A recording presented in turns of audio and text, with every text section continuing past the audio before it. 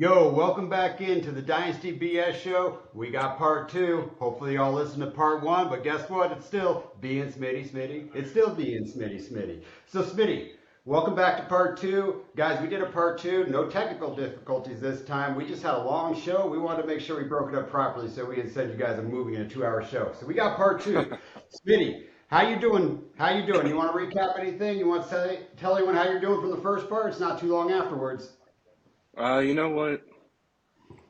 I think we did a pretty great, extensive job with breaking down that startup, and in the future, I kind of want to do more of those, maybe a mock in the future. But I really like what we did with that startup. Like that was a real startup, and we really gave our thoughts about it. And I thought that was really cool, personally. So, so do you think it'd be cool? And we're gonna do this on right now. We're making up next week's pod. You want to do like a 4 round startup mock draft next week, or you want to do it the week after? Ooh, oh yeah, hey, there we go. You want to do our thoughts on where we're trying to trade out, where we're trying to trade up? You want to do all that stuff, like a 100%. complete Yep. our Christmas wish list of what we want to come out with the startup? That'd be fun, man. That'd be Yeah, fun. let's do it. Really, let's And kick it in right where you left off. go buy those commandments, which were perfect. Oh man, we're gonna get T-shirts with the 10 crack commandments of the startup, man. I really like that. I had to send it all to you afterwards the other day. So let's jump right in, guys. This is flowing right off to part one. So let's talk a little bit about what's beef. Let's get back into the biggie world here a little bit. Smitty, I gotta tell you, this article was hilarious when I saw this the other day. So Snoop Dogg and Master P are suing Walmart because they're intentionally putting their cereal either in the back of other cereal or they're putting it in the back of the store because they don't want to sell this cereal. And I'm going to break down what this cereal is. This cereal is Fruity Hoops with marshmallows, frosted drizzle, and cinnamon toasties. This thing sounds amazing. But this is beef. Can you believe Walmart, corporate America, is screwing our boy Snoop Dogg? I wish we would have put this on last week's episode. But come on, Walmart, that's beef. What do you think about that, Smitty? That's so crazy because honestly, I literally had no idea. Like the fact that all these Walmarts are doing that, all these employees are intentionally. I don't even know if the employees are in on it. I think they're just receiving these boxes and just tucking them away. Like that. That's so crazy to me. I mean, honestly, they do sound goofy if I'm being honest, but curiosity will strike at some point, and I will at least try a box. I mean, that's it's intentional and it's ugly. It's ugly. It's ugly, but let's talk about what's not beef. What's not beef is Jack in the Box, man. Mr. Jack, you're out there throwing down Snoop's Munchie Meal, and Walmart can't even get their thing straight, man. So Snoop Hmm. Dogg, man, I hope you win this lawsuit. By the way, the lawsuit is named the Breakfast Juggernaut. That's the name of the lawsuit, dude. Yeah, What's so going on? I'm on Snoop's side. I think he's going to win this one. I think he's going to win big time. But that's beef. That's beef. So we're going to stick to the Biggie side. That's beef. But let's get in. Let's really get out what the people came from. They just got through an hour and 20 minutes in part one. Probably to get to part two. But let's talk a little bit about tight end rankings here, man. So we I think we're somewhat close on our tight end rankings, but this is going to be fun. So let's talk about. I'm going to let you start. Who's your top tight end? I mean, I'm pretty sure. I think it's unanimous across the board at this point from a dynasty perspective. You know, last year we saw Travis Kelsey take a dip, and this rookie Sam Laporta just explode out of nowhere. I mean, he was. If you got him in a rookie draft, you probably got him in late second, early third. If you got him in redraft, you probably got him last bottom picks, maybe off the waiver, and he is him. I mean, Jared Goff loves him a tight end, man. You got to get him on one of your squads that you've named Himothy University because he is a Himothy man. He is definitely a him. And Oh when I man. look at the tight end rankings, I mean it's crazy to me. The world's changed. You asked me two, three, 4 episodes a few times through the off season. What am I going to change my tight end viewpoint, Smitty? It changed last year. I just been keeping that one a little quiet while I've been doing some startup drafts. But there's 6, 7 tight ends that really matter in any format right now, especially if we go above 1.5. And we're ranking these, by the way, at 1.75 tight end premium. I think that's where a lot of people are playing these days. But the NFL played a record zone coverage last year versus man to man, and tight ends are eating, bro. They are eating. I don't think that's going to change because if you look at quarterbacks, touchdowns, those things, a lot of things were down last year, and tight ends were up because they're going out there catching those 5, 10, 15 yard first down passes. And Laporta is, I mean, he's going to eat. If you zone coverage Laporta, done, done, done, absolutely done. So I'm in agreement right there, Laporta. I have another tight end in the same tier, Smitty, and you know it's going to be my boy. I said in part one, we talk about him later. One of the crack commandments, you want a homer, I want to avoid a homer, but I want Trey McBride on every single squad I can get right now. He's turning into to him. I don't know if he quite got there because he only had about a 6, 7 game run at it, but he's turned into a him. Do you got Laporta at sorry McBride at two? Very comfortably, very easily. I mean, number three, who we're going to speak at number three is competitive, but he didn't put up numbers like Trey at that second half. Oh, man. So before we get to number three, if Trey McBride did that for a whole season, 'cause he's a little bit injured here and there, but let's say Mhm. if you take his 8 game run and he did that all year like Laporta did, do you think he has a year like Laporta had, and we're talking about some people have him as one, or it would it just be number two no matter what? I'm going to have to say two because in Dynasty, we have to value the youth. And the fact that Sam Laporta did that in year zero, basically year one, just going that crazy, that's just gonna, I think that's just gonna translate little more consistently than Trey McBride. So, I'll have him at a permanent too if he did that all year because he's Okay. just not as young as Laporta. Okay. I would agree with that. But I think Laporta and Trey are their own tier. Like I have them at their own tier, one and two. And then I kind of got a breakdown. And when we did this Yeah, truth prep be told, if call, I drafted either one, I'd be ecstatic, man. Especially yeah, I was the one that 1.75. played it. Oh, come on. Yeah. I mean, I drafted in that recap. I drafted, I walked through my Trey McBride pick on there, but I drafted him at the 3-2. I was Fire. ecstatic. I was ecstatic. I absolutely was. So the pre-call we did 3, 4, and 5. This is where we're coming to a census as a podcast, and this is what I love. We do is we're going to put our rankings out as a podcast, not individual rankings. And my 3, 4, and 5 were slightly different than your 3, 4, and 5. I had Hawkinson at the three, but we're going to pull him out of the three. And Smitty, I want you to give me the compelling reason why Hawkinson is not at the three, and we're going to rank him a little lower. Uh, his health is officially a concern moving forward, and I think it's been confirmed he won't really even play till October. I can't have that.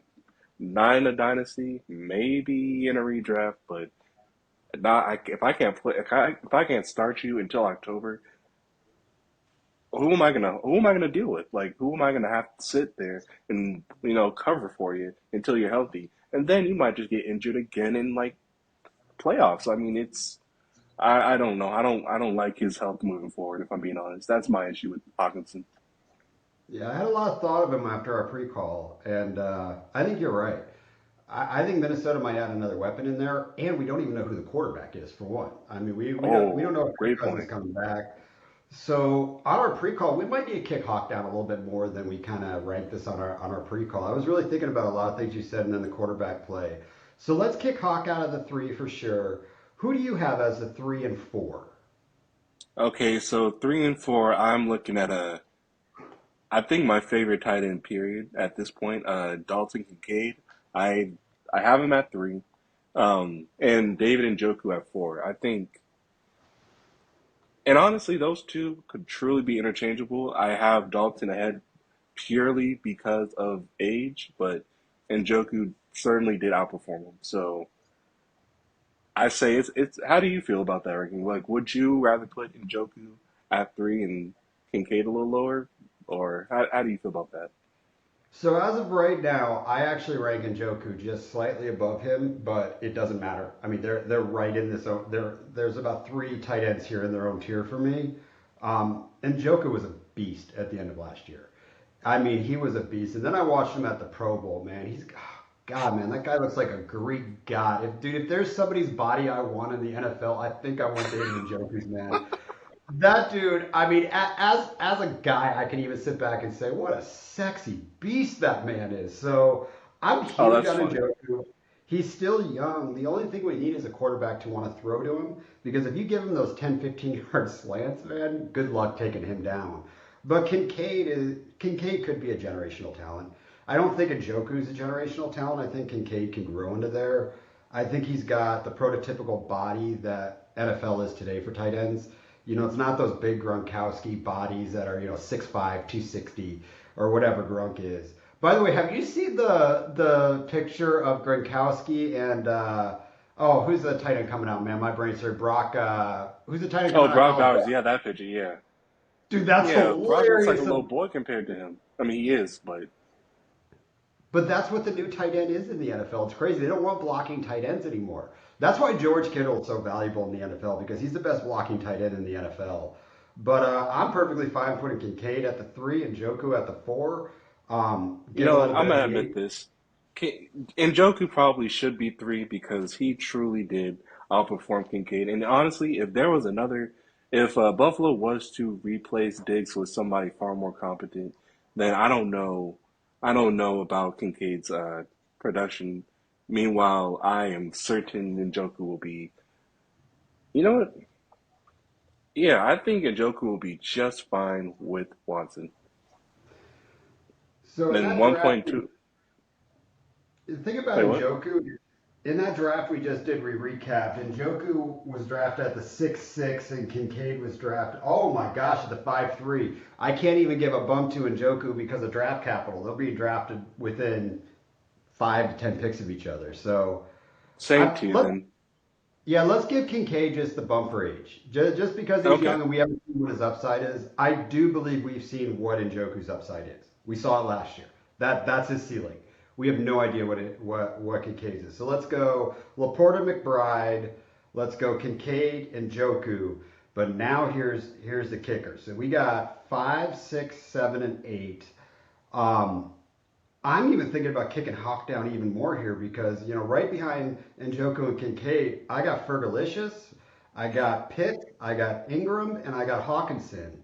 That might be its own tier of tight ends where I'm not sure if I care which one I get. I want one that's drafted later and maybe trade back in a startup and get one of these guys or two of them. How do you feel TJ Hawkinson versus Ferguson, Pitts, and Ingram?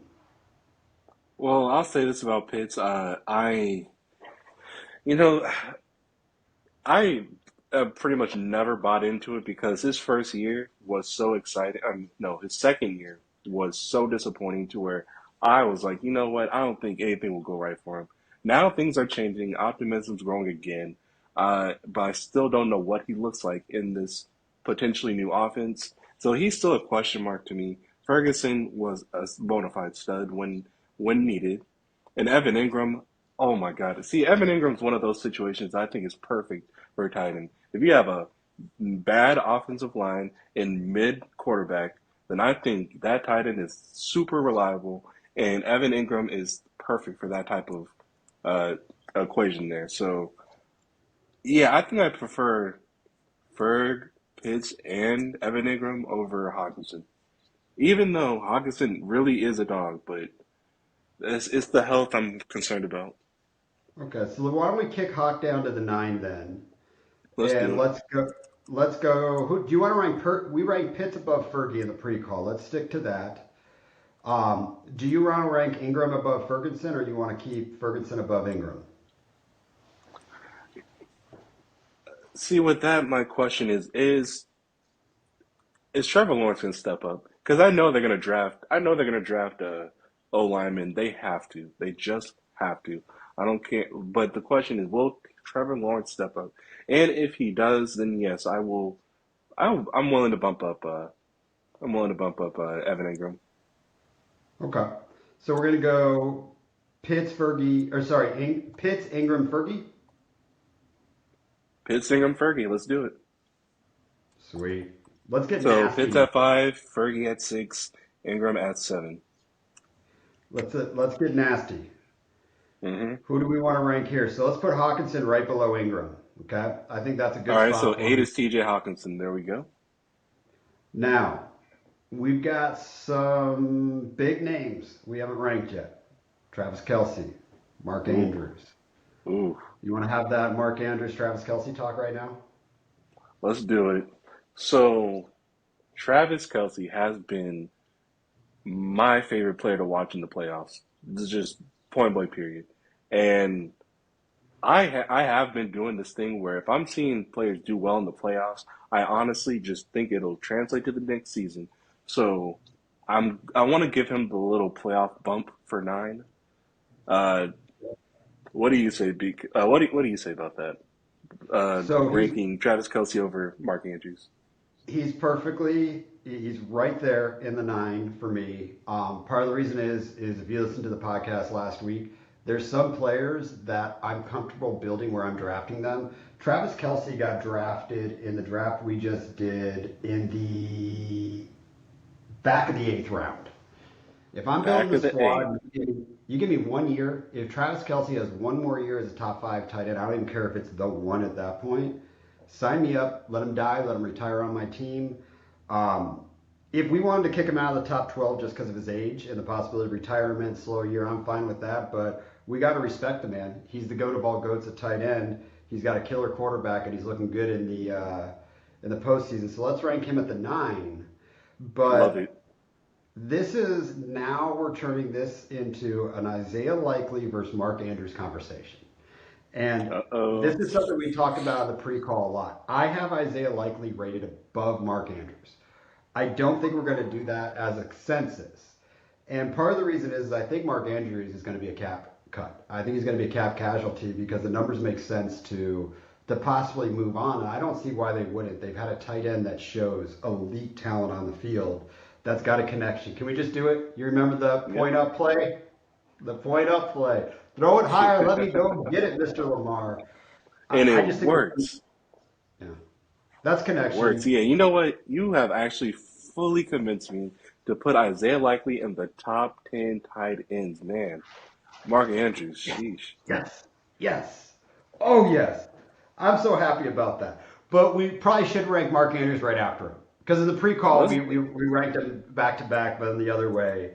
Um, look, I love oh, Mark Mark Andrews. Andrews 11. Yeah. Mark Andrews is a Arizona boy. I absolutely love him. Oh, But what have you done for me lately and what have you done for me in a while?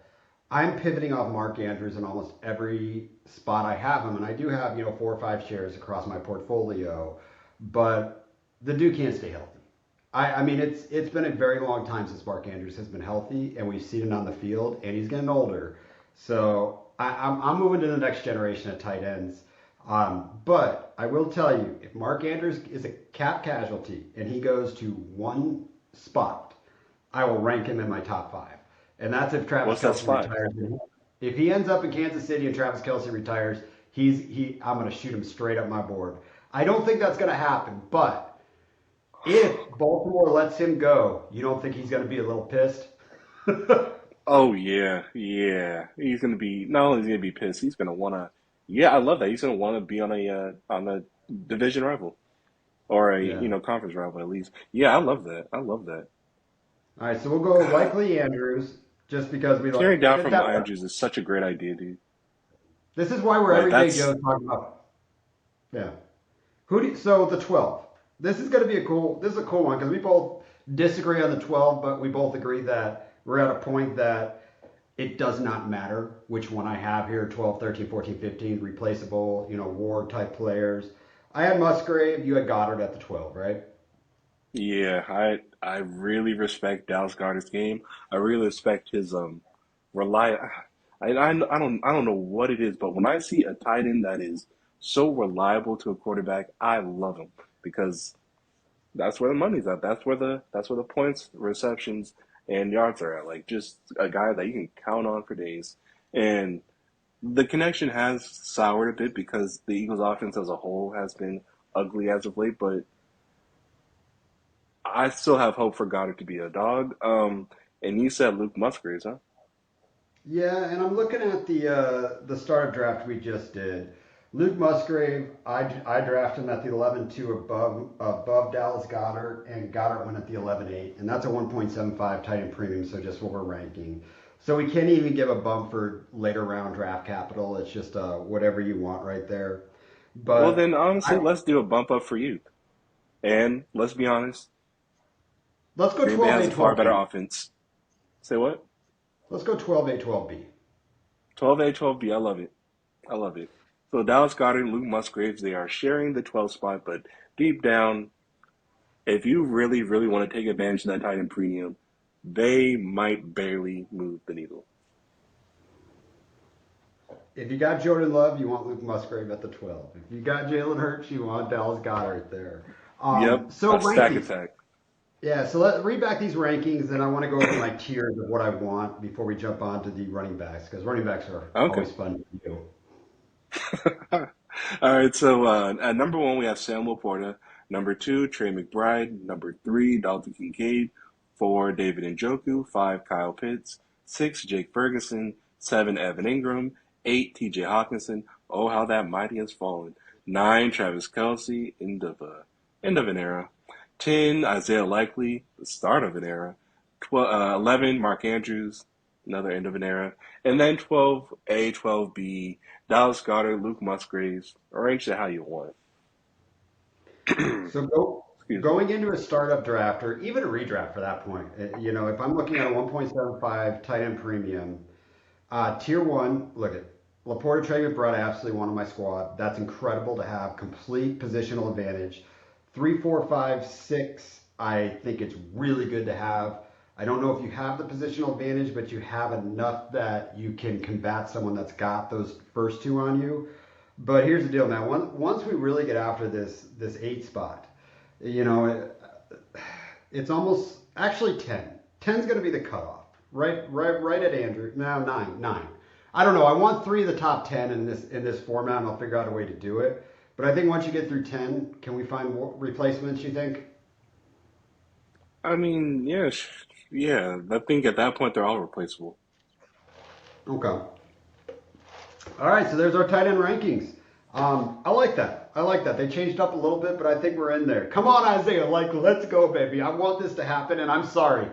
My player agnostic ass is not player agnostic to Isaiah Likely right now, and I need to get off of that. I love this dude. I love him, Smitty. I absolutely love him.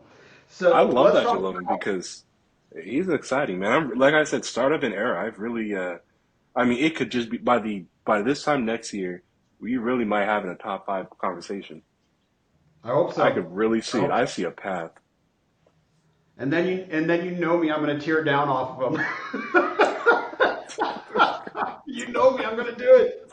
All right. Oh, Let's you talk gotta about love your. that. We just talked about something I love. The word love, I don't think I'll use in the next segment, but let's give the people some RB rankings here. So I Running am back rankings. when I talk about player agnostic, I am even more player agnostic in the RB space. It's how I usually do my builds. I like to go buy running backs later opposed to build around running backs. But let's give the people top 12 running back rankings. So, Smitty, let's talk one and two. Um, I do not care how we rank one and two, but I believe we have one and two somewhere around the same. It's just a matter of what's your flavor. These dudes are going to be drafted in the same round, probably within 4 or 5 picks of each other. So let's talk Jameer Gibbs and Bijan. Those have to be the one and two. You have Bijan ranked one, correct? I do. I have Jameer Gibbs ranked two. I'm not going to sell you on why Jameer Gibbs should be ranked one because that is your boy. It's not happening. We are ranking Bijan number one on this podcast. It just Now has I'm to gonna happen. say this. I'm gonna say this, and because of the Lions keeping Ben Johnson, their offensive coordinator, the things that Gibbs went through. So first off, his little rookie, his little rookie things he had to get through is done. He is now him, right? He still has to put up with Montgomery stealing goal line work, but Gibbs is officially Chimera status. This guy is very exciting for years to come, especially in PPR leagues. So if you were to say one, because we know exactly what we'll get from Gibbs, that makes a perfect amount of sense. It's not changing. In fact, it's only going to get better. Bijan, on the other hand, he is in a completely different situation. He no longer has to deal with the Arthur Smith, the massive idiot, in my opinion. And now he has a whole new offensive coordinator. and a all new head coach, two guys from the Rams. So I'm expecting an ATL Rams situation. I'm expecting Kyron Williams type situations. But the thing is, I'm guessing, I'm hoping. So this is all just headspace games. Like I don't even know what the actual situation is. But for when it comes to Gibbs, we know what's going to happen. So if you want to say Gibbs is number one, it honestly, I really cannot argue it because we know, like it's perfect. We know what we're gonna get. Bijan is still a damn question mark. But But ATL Rams, so I gotta go for it. The guy can catch, the guy can pass. I mean, the guy can catch, the guy can run. He is very comparable to CMC for me. Like if you want to restart the CMC thing, like like how CMC is getting older and it's just the wheels are gonna fall off soon. Now we have a new guy that pretty much can replace all the things he's great at, in my opinion. So that's why I love the kid. So the new CMC, B. John Robinson. That's why I have him at one. okay, so newbie, I agree. I was thinking about that. If you just go from a prototypical body standpoint as someone that can actually be a true workhorse, like an Ezekiel Elliott, someone like that, he's got the body structure for it. We'll rank Gibbs number two just because you're going to get some big plays, but I don't think you're going to go out there and get 25 touches on a football ever in his career. I don't think he's built that way, and I don't think they want to use him that way. So let's Uh, go Bijan, let's go Gibbs. I think we can leave Breesa alone. I don't think there's a lot to talk about at the number three spot. That he's definitely there. He's not in yeah, contention to one and two for me because of quarterback play. We have no idea what that offense is going to look like. Maybe Aaron Rodgers comes back. Maybe he doesn't. Maybe he can come back and be good. Maybe he can't. That's a horrific injury. He's old. I don't know. But you give me your Aaron Jones comp because it's absolutely beautiful. Your Aaron Jones comp for Brees. This is your wish list of what you want him to be at the number three. yeah, and I just realized that I am really sitting here just hoping, dreaming. I love the offseason so much because it's where I get to play. Like I get to have all the fun I want, and then reality can ruin it when the season comes along. But yes, Aaron Rodgers made a god out of Aaron Jones. Aaron Jones has been top five pretty much throughout his career with Aaron in the Green Bay Packers. So I just imagine Brees Hall to be a frankly better version of Aaron Jones. So if Aaron Rodgers is healthy and clicking and that team, and then the Jets are a Super Bowl contending team, I expect Brees Hall to be Aaron Jones 2.0, and I expect him to be, oh God, then he could really flirt with one. I mean, he could, but again, this is just me imagining Brees Hall to be Aaron Jones, and I'm just hoping, and we need reality to kick in and see what's really good because See, that production. hmm here's my fear of Brees Hall. Sorry, I didn't mean to cut you off. Finish and then I'll go. I'm just saying my that type of production I'm imagining is probably only going to be 1 year because Aaron Rodgers. I mean, I don't know how long that man got. His contract looks pretty short as well. I mean, let's just get one amazing year from Brees, and then wherever he falls, just we'll see what happens. So here's my fear on Breeze. I don't know if you're old enough to remember this, but you do go back pretty far in music. But Brees Hall might be our Chris Mack here. If you remember Bad Boy Records, Chris Mack came out with actually the first song was called "Kicks and Flavor in Your Ear," and it was outrageous. It was awesome, and everyone said he's going to be the next greatest rapper of all time. Well, guess what? That second album didn't hit, and then he fell off the face of the planet. So I'm worried that we're going to have a little flavor in the ear, have 1 year here, and then him fall down this list just because of contracts, age, but offense as well. So we might let's just call Brees Hall Chris Mack. How's that sound? Yeah, that was a smoking comparison. Dang, bro. I tried my best. Dang, that was I tried my amazing. best. Yeah, so let's go 4, 5, and 6. This is where we got some Okay. things changing up a little bit. And Smitty, I'm going to do something while you're talking that I never thought I would do in my life. But let's hear your 4, 5, and 6. So at four, I cannot help it. I mean, Kyron Williams had such a fan. Let's go! Got to put our boy in there. I'm Let's I'm go. Come stunned. on. I was like, that took me by surprise. Oh shit. I am Anyways, Kyron repping the Williams. NFC West. I am repping the Ky- West for us, baby. Let's go. Kyron Williams is part of the team that got the hardware for the NFC West, the most recent, by the way. By the way. Anyway, just you really threw me off with that. Fuck. Anyways, Kyron Williams, fantastic second half of the season. After his injury, he was basically CMC light. I mean, just everything you want from a running back. I don't know that offense, that offensive line, and particularly figured out the run game as well as you hope. And Kyron Williams totally took advantage.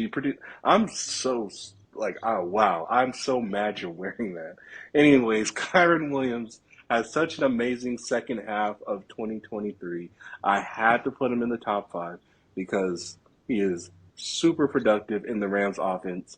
Number five, CMC, obviously the best running back we've seen in a long time. And he could really be top three. Just my issue is his year in 2023 was so perfect, honestly, so perfect. And for him to be such an injury prone guy, the wheels are falling off scary soon because how the hell did he survive an entire season as an RB1? I don't know. It's fantastic. What do you have to say? What do you have to say about CMC and Kyron Williams here?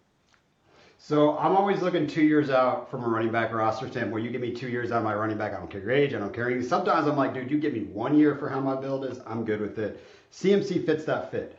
But from a dynasty perspective, I do agree we have to rank 204. If anyone new listeners out there, that is Kyron Williams. We'll rank him at that four spot.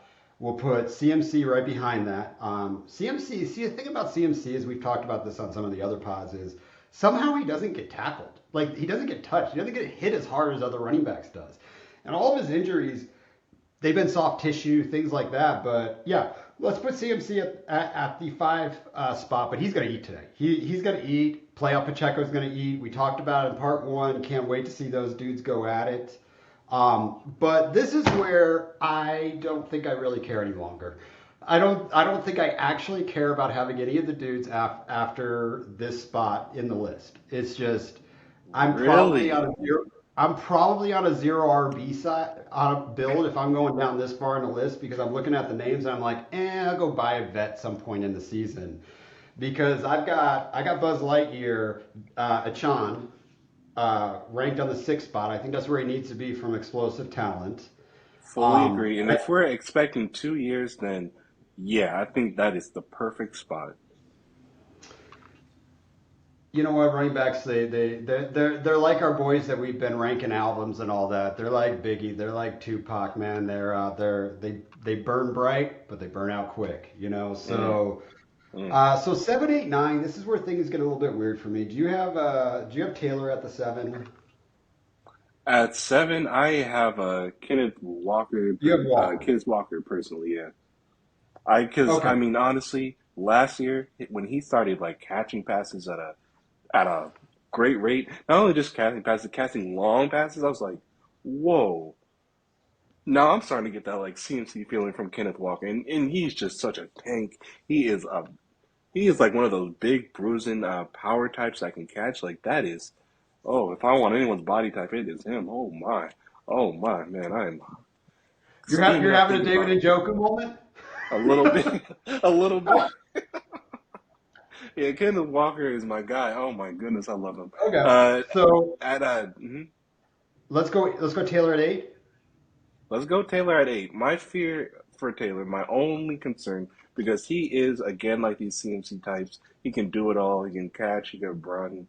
Uh, and he does it all at a high level. My issue though is Anthony Richardson will be vulturing some touchdowns, and A lot. that's fine. Just just be worried, just be weary. Okay, just know that when you think JT should take that, Anthony Richardson will. So when we go back to like Cam Newton days and it was Jonathan Stewart and oh my gosh, it's so long ago. I can't remember who the other back there, but there's always two RBs there that we wanted. And you're right, man. Cam just vultured just all day long, and AR5 is going to do the same thing. So I'm cool kicking Taylor down. And Um, that's so unfortunate because he's talented as hell. I love JT, but that quarterback situation changed things. Maybe it's a good time before season starts to maybe go buy Jonathan Taylor, just as a standpoint for you might be a little cheaper and you can get the discount because he's not going to get as many touchdowns. Mm, Nine. We got Saquon Barkley at nine, correct? we do. He literally when we think about that offense outside of those DeVito games, uh, he puts the offense on that back and on his back. Like he puts the whole team on his back sometimes, and it's so sad to watch it. But God, he was the offense. He was the offense. So if there was any, and because he was pretty much the whole offense, he was, bountiful with the fantasy points. So I like him a lot. He can't keep doing that year in, year out. I hope he finds a new team, honestly. I do too. I think he's going to. I think he wants out of there, and it's going to be interesting to see where he lands. But I think we got one more year from Saquon, and then hopefully the wheels don't fall off. But number 10, I love our number 10 pick. You got me into this one. I didn't have him ranked there until our pre-call. But I want to put it. Can I put a new nickname into the database for our number Oh, 10? let's Who do do you it. guys number 10? At I number want to 10, go I have Master. Isaiah Pacheco. I want to go Master P. Can we just call him Master P? Playoff Pacheco. Master Master P. P? Let's just Oh, do it. I'm gonna be saying that all day today now. I mean, like, this is great. Oh yes. Yes, Master P at number 10 for Isaiah Pacheco.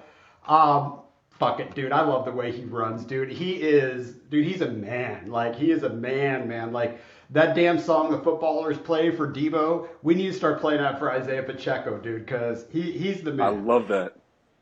After 10, I'm not even talking anymore. You just give your rankings on the rest because I don't give a shit about them. Okay, so we have oh man, this is so sad because I used to adore these two players. We have at 11 we have Rashad White, and at 12 we have Etienne.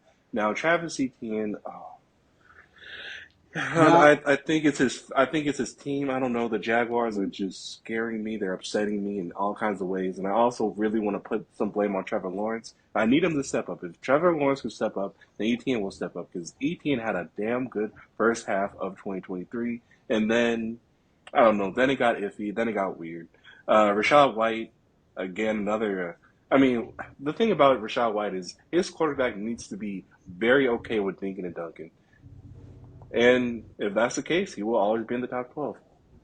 You just got to have a quarterback willing to dink and dunk. You can't have no special superhero type of quarterback. You got to have or not a superhero, but like a hero ball type of guy. You gotta have a Baker, you gotta have a Brady, you gotta have a guy that if he wants to win, he has to be okay with the dink and dunk.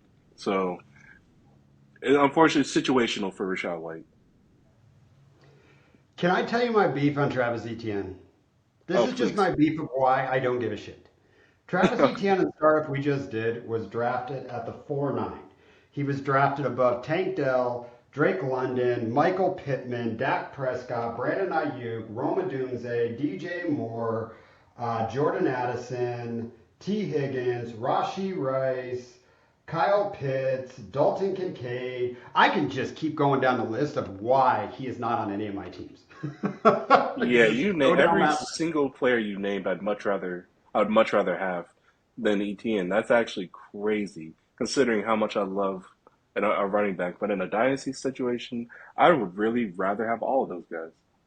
I would too. And he was the RB7 that went off the board. So we can rank him there. I know you want Ramondre at that 12, but we're not doing it. I can't rank Ramondre above that. It's New England. So let's read off these rankings and let's get into our music and let's get out of here. All right, so number one, we have Bijan Robinson. Number two, Jameer Gibbs. Three, Brees Hall. Four, Kyron Williams. Five, Christian McCaffrey. Six, Devon Achan, Buzz Lightyear is what we like to call him. Seven, we have Kenneth Walker, Man Crush Monday. Eight, we have Jonathan Taylor, JT. Nine, we have Saquon Barkley, please leave the Giants. Please leave the Giants. 10, we got Master P, Isaiah Pacheco. Oh, I'm gonna be saying Lay that off all day. Pacheco, baby. Oh, I'm gonna be saying that all day. 11, Rashad White, and 12, Travis Etienne. I like it. Here's the reality. If I don't have two of these guys, I'm not gonna have any of them. If I don't have Bijan or Gibbs, I'm past it. I'm drafting Derrick Henry in the 12th round. I'm drafting somebody else in the 16th. I don't even care. I'm just trying to get touches. But all right, I I like the feel list. that. That was great. We've changed that up a couple times, but I think our rankings are dialed in right now until free agency starts, and then we'll keep changing them up, guys, as we see where free agents go, as we see where the draft goes, and this is going to be a wild one to see how much this changes before September starts. But let's I get know into so some many music. free agents. So many. It's gonna this free agent class is gonna be fun because there are some running backs. You got Josh Jacobs, Saquon, Derrick Henry. Like you got some dudes that have I don't know how much they got left in the tank, but they're gonna get touches, and that's all we want. But let's get into some music. So last week we did Death Row. Little Suge Hmm. Knight action. Suge Knight always talking smack. Let's get into the people that love the producer all up in their music, love dancing in their videos. Doesn't want that, gangster side that the West Coast has. So Death Row legitimately had criminals in their thing. Bad Boy, yeah, it seemed a little bit more, I don't know, it wasn't really the criminal side, but it was just that smooth New York. It was just a different type of rapping. And Biggie ruled that world. So let's talk best Bad Boy record albums of all time. And then let's get up out of here. So, Smitty, what do you think? I know how many albums you want to talk about today? Because there's only a few, I think. Um, personally, I guess two, really. I mean, I'll say for a third. I personally loved the album Diddy released last year. It was I forgot the title of it, but it was straight up modern R&B, and it was fantastic. And I forget that Diddy is so damn great at R&B, and that stuff comes pretty prevalent in Life After Death by Notorious B.I.G. And because of the R&B and Diddy's expertise in that area, I honestly think Life After Death might really be my favorite uh, Bad Boy record. Life After Death is incredible. Now, I want you to spend some time talking real quick before I do about why you like Biggie, because I thought you have just an amazing take on what Biggie does for you. Biggie Being in is the moment, such the scene. Biggie is one of the is probably the most cinematic rapper I've ever heard. And you know what's so great about Biggie? Like he'll describe a scene so perfectly. When he'll mention a beeper going off at 5 in the morning, I'm instantly annoyed because like, wow, why is this thing going off? When he's describing a uh, a stick up situation, I feel like I'm like in the heat of the moment. Really, it's like run those jewels, hurry, hurry, hurry, give me the money, give me the money. When he might even describe like sleeping with a woman he shouldn't be, and just I feel like I'm in that room, and the other guy comes in, I'm like, oh Biggie, this is crazy. What are we doing? What are we doing? And he perfectly play by play describes the scene, and he does all this with words. It's masterful to me, and ever since him, I've really been just keeping my eye out for these storytellers because he is fantastic at it to the point where I honestly wonder. I have no idea, but I wonder if he's ever written like a screenplay or two, because I think he could make some fantastic hood movies. I mean, he could. I mean, obviously, he can even do better than that. He could do just straight dramas. I love the way he sets a scene. So since you told me about that, I went and listened to his albums again. And man, you're right. I never really thought about that. That's why I love Biggie so much. Is he brings me into that scene. And some of my favorite songs. I mean, we start getting into One More Chance by Biggie. I mean, good lord, like Biggie can be the nastiest fool on the planet and rhyme so tight. You're like, Biggie, what did you just do? I'm not going to say one lyric in that song, but go listen to it. It is incredible. By the time he gets to the end, you're like, Biggie, what the fuck did you just do? That was incredible. It is nasty as shit. But you're right, it takes you into there. Then you get a song like Juicy. It's smooth. There's nothing gangster. I mean, there's some gangster about it, but it's just smooth. I mean, that was your white boy frat guys are like, man, now I'm getting into rap because of Juicy. But you're right. He could take us anywhere. And I think we really need to debate two albums, and then we'll get out of here. So, Life After Death, Ready to Die. Here's some of the tracks on Ready to Die real quick. Done Change. I love Hmm. that. I mean, that was the original. This from a New York City standpoint, either you're slanging crack rock or you've got a wicked jump shot. Just think about what that line actually means. We got Give Me the Loot. We've talked about that too much on here, but we got Warning. Warning, you just Oh, talked about that damn pager. Holy crap, dude. When I listened to that after you said the scene, I was like, dude, you're right. I am waking up in the morning. I am like, who the F is this paging me at 5:46? I mean, it's just, I love that one. Then we got One More Chance. That damn synthesizer. That's the only thing. That's the only thing. I won't go lyrics, but the synthesizer, the piano in there when it just comes back in on every fourth beat. Oh, it's so sick in there. Big Papa and Juicy. Goats, goats, goats, goats, goats. Then we get into Life After Death. and I think this is your favorite album in there, but that kicked off with that suicide song from Ready to Die, and it kicked in where Biggie's dead, but he was still alive, and he died right after that. So Right. we got the intro, then we have Hypnotize that smashed. I mean, that shit just absolutely hit. The line Possibly that my I won't favorite ever Bad Boy single. Hypnotize is it? is it's I mean, and that's so crazy to say because Bad Boys. I mean, say what you want, they got a bunch of amazing top tier singles, but I think when it comes down to it, for me, that might be number one. I have to do the research and listen to everything, but that's a shining one to me. Well, before we get off here, I might tell you one other thing then. But my favorite Okay. line in there, and I'm not going to cuss on this one, I'm trying my best on this one, but I put H's in NY onto DKNY, Miami, DC, Hey. prefer Versace. Biggie, Woo! I love you. When I think Biggie, it is all about the Versace. And, oh, I love that guy. But on there also, we got What's Beef? What's Beef? It's when you need two guys to go to sleep, right? Mm, When your mm. moms ain't safe up in the streets, that's absolutely beef. Then we hit to do Mo Money, Mo Problems with Mace. This was the intro of Mace. Mace slammed. We could talk about some Mace albums. We don't have enough time. But, Smitty, you like Hypnotize. My gem. Notorious. Notorious. When we look at Bone Thugs and Harmony, we get the collaboration with that. We had Notorious in there. Armed and dangerous, ain't too many can bang with us. Straight up, we know Angel does. Label us notorious. That is how you enter. Hey. How you begin a song, dude. Oh, like that to the day gets me pumped, dude. I love the piano in there. And let's be honest, man. When Bone named their band, like they were legitimately thugs in perfect harmony. Like it was a perfect name for Bone. Like those dudes can sing, they can rap, they can do everything. What's your take on Notorious? Dude, I thought it was freaking amazing having, because, it really, deep down, in my opinion, it is a Bone Thugs and Harmony song, but Jesus, Biggie went on that song perfectly. He was perfectly in their world, and I frankly don't know if he outshined them. I think it was just a perfect marriage all around, but the fact that he slid in like a glove was nuts. Because they're really fast. They sound beautiful, and I don't really think of Big as a fast rapper, but he really gave it a shot. And hey, he's part of the band, in my opinion. So I thought that was a beautiful collaboration.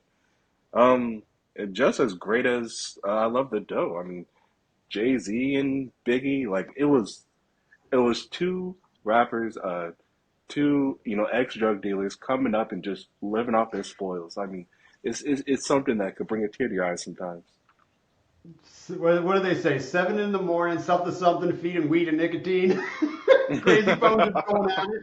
I can't remember the whole line, but we also had 10 Crack Commandments on there, which we literally just Classic. did an entire episode of. We're getting it is set in stone our 10 Crack Commandments of a startup draft. But before we rank them, we'll get out of here. I want to give some shout out. Puff Daddy, No Way Out.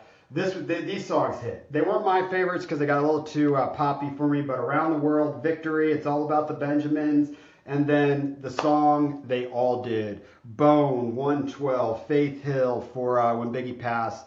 The I'll Be Missing You, the old Sting beat in the background. That Mm. really is Puff Daddy's masterpiece to me. Was that one? I love that song. I might Um, have to agree with you. Actually, I think you got wow, because that song genuinely does bring tears to my eye. Like, God, what a it does. beautiful song.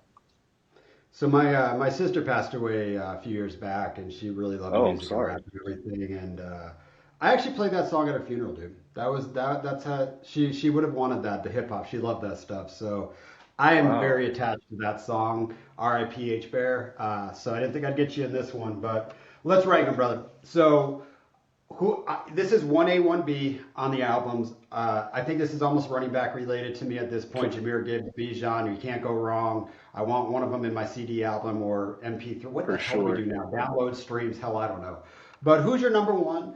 You're going Life After Death, right? I'm going Life After Death. Yeah, just because it's more fun. I hate for that to be the deciding factor, but deep down, I have so much more fun with Life After Death. I mean, I even talk about Play It Hated. Like that song is hilarious to me. But yeah, I say Life After Death. For the point of the podcast, I'm going to rank it one, not number one, but I do still like Ready to Die. We'll put that at the two spot. But I mean, Juicy has to be a bump or something because I mean, Dude, it used honestly, to all be a dream. He used to work with Board Up magazine. Salt and pepper, heavy dude, D up in the limousine. honestly, I mean, some of these lyrics of Juicy are great. So we'll rank Juicy at the two. We'll go Life After Death 1A. We'll do Ready to Die at the 1B. But before we leave, I do got to mention the covers of these albums because Ready to Die is my favorite cover of any album of all time with that little baby with oh, that beautiful fro. It is by far, dude, it is a masterpiece for an album cover. So I do like that as well. So if we're ranking album covers, we got to go Ready to Die first, though. Okay. you know what? Okay, let's make Ready to Die number one because like I started this thing off saying how much I loved how descriptive his storytelling is, and it's by far and away the best on Ready to Die. So if I really did hype all that up, and I really do value that, then I gotta give it to Ready to Die. You know, frankly, it's a better written album, so let's give it to Ready to Die. I sold you. I sold you. I gave up and gave you Bijan. You give me Ready to Die. Let's go. All right, let's get out of here. We've been long enough. Smitty, any last words to the people? I would just say good luck in the Super Bowl to whoever you're rooting for. Yeah, let's get that Taylor Swift action, man. Let's get it. You know what I'm looking forward to more than anything in the Super Bowl? Here's what I'm looking Hmm. for. Usher. Let's go. I really want to see Oh, Usher if go. we get my boo, I'm gonna stand up and sing and piss everybody off because that'll be Oh man, great. I'll be dancing. This is gonna be better than JT a few years ago for me. I don't know, but all right. Thanks everybody for listening. Sorry we went 2 episodes, but we had a lot to talk about. Cheers, guys. Enjoy the Super Bowl. We'll catch you guys Yep. next week. Cheers.